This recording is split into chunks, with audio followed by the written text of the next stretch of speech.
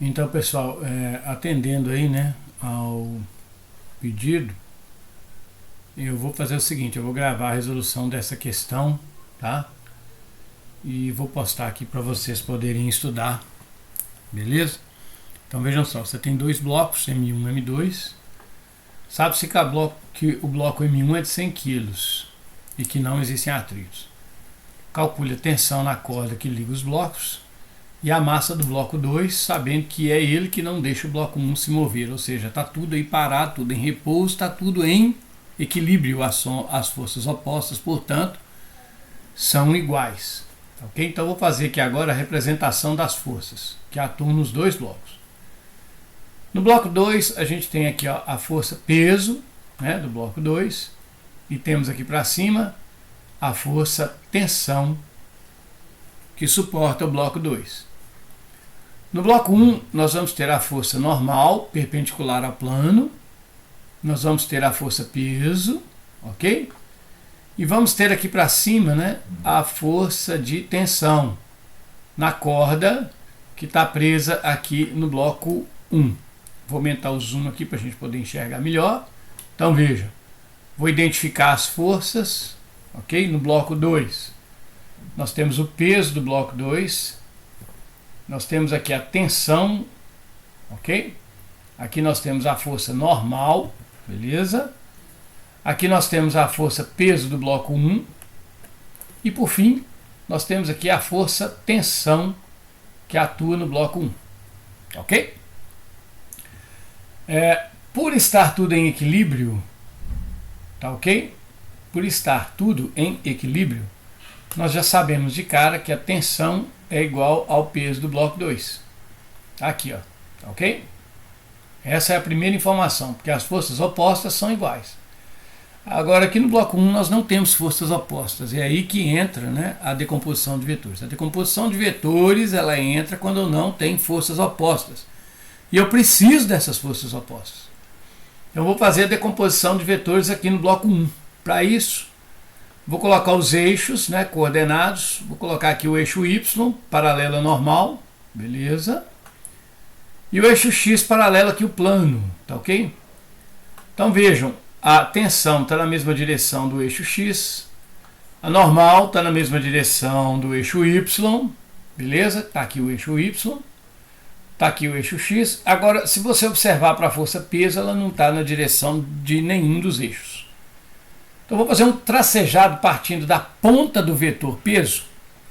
E aí nós vamos representar aqui no eixo X e no eixo Y os vetores, as projeções do vetor peso. Tá ok? Eu vou fazer essas projeções aqui de cor diferente para a gente poder, né, prestar atenção. Então está aqui a projeção do vetor peso no eixo X e está aqui a projeção do vetor peso no eixo Y. Como nós já sabemos, essas projeções recebem os nomes, né, da força que lhe deram origem, no caso o vetor original, que é o peso, e eu vou chamar ela aqui então de Px, tá ok? Eu vou chamar essa projeção aqui de Px, tá ok? E essa projeção aqui eu vou chamar de PY. Beleza? Agora, um detalhe importante é o seguinte, né? Nós precisamos aqui de um ângulo para a gente ter como referência para poder usar as funções trigonométricas. Então vejam que aqui tem um ângulo de 60 graus, que está aqui em cima. E aqui assim, ó, embora não esteja escrito, nós temos um ângulo reto, que é um ângulo de 90 graus. A soma dos ângulos internos de um triângulo tem que dar 180. Então eu sei que esse ângulo que está aqui, ó, eu estou marcando aqui agora, esse ângulo que está aqui, tá ok? Esse ângulo aqui, ó, ele vale 30 graus. Por que 30 graus? Porque 60 com 90 dá 150. Para 180 faltam, portanto, 30 graus. Agora a gente já viu então que quando a gente passa, né, o eixo Y em cima do normal e o X paralelo à rampa ou ao plano inclinado, a gente pode pegar esse ângulo que está aqui embaixo e trazer ele para entre o PY e a força peso. Então nós podemos colocar ele aqui, ó, entre o P e o PY. Então aqui eu tenho um ângulo de 30 graus. Tá ficando um pouquinho bagunçado, porque eu estou fazendo na figura mesmo, né? Então, deixa eu subir aqui um pouquinho, né, para a gente poder ver melhor. Está aqui o ângulo, beleza? Esse ângulo aqui vale, portanto, 30 graus. Fazendo isso, é importante que a gente perceba, né, é importante demais que a gente enxergue o seguinte, o que eu preciso que todo mundo enxergue? Que o PY ele está com ângulo. Entre o PY e o P tem ângulo, está com ângulo. Entre o PX e o P, né, está sem ângulo. Lembrem-se que esse sem e esse com é a nossa dica para a gente poder escrever seno e cosseno. Como aqui é P1, né, deixa eu colocar aqui P1Y e P1X. Então, vejam, P1Y né, tá com o ângulo de 30. P1X está sem o ângulo de 30. Baseado nisso, eu vou escrever aqui as expressões matemáticas que me permitem calcular P1X e P1Y. O P1X, né, ele é a projeção do vetor P1 e vejam, está sem ângulo. Então, seno de 30 graus. O P1Y, ele é a projeção do vetor P1, ele é filho de P1, né, como eu tenho costume dizer. E olha, ele está com o ângulo de 30 graus. Sem seno, com cosseno. Então vejam que eu já tenho aqui as expressões que me permitem calcular quem é o Px, quem que é o Py. Beleza? Como está tudo aqui em equilíbrio, eu sei que as forças opostas são iguais. E agora eu tenho força oposta. Porque, veja, oposto à tensão, eu tenho P1x. Oposto à normal, eu tenho P1y. Então eu posso escrever aqui sem medo nenhum, tá ok?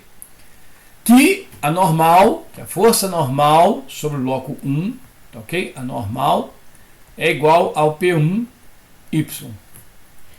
E, no caso, a tensão é igual ao P1x. Tá ok? Beleza? Então vamos lá calcular isso. A primeira pergunta é para a gente achar qual que é a tensão na corda. A tensão vou tirar daqui, ó. Veja que a tensão é igual a um P1x. Então nós vamos calcular aqui quanto que vale o P1x. E quanto que vale esse P1x? Ele é o P1, não é?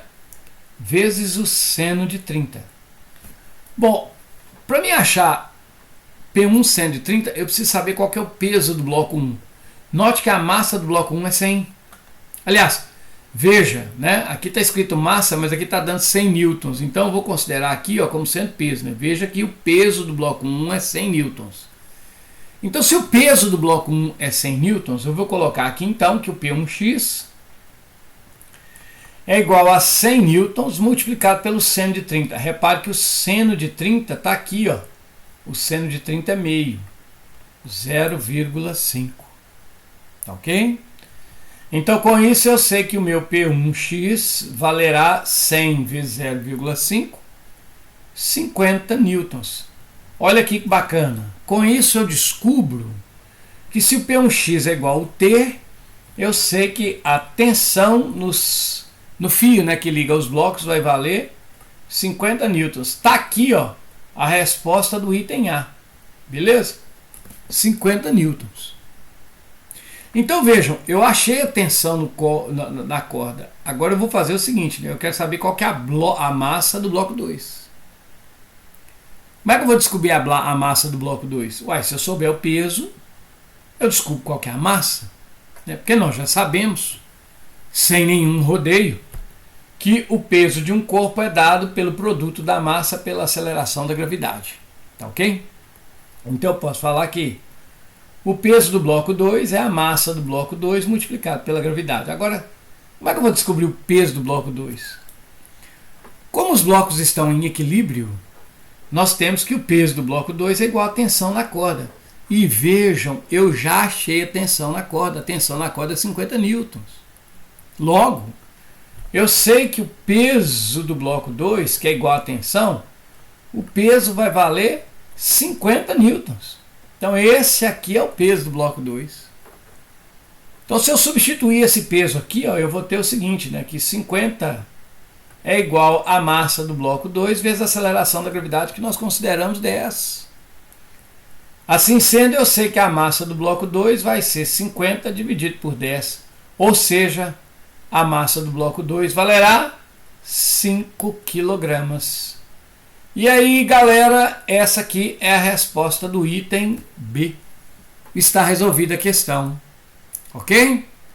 Então é isso aí. Para a resolução, então vamos recapitular. Eu represento as forças.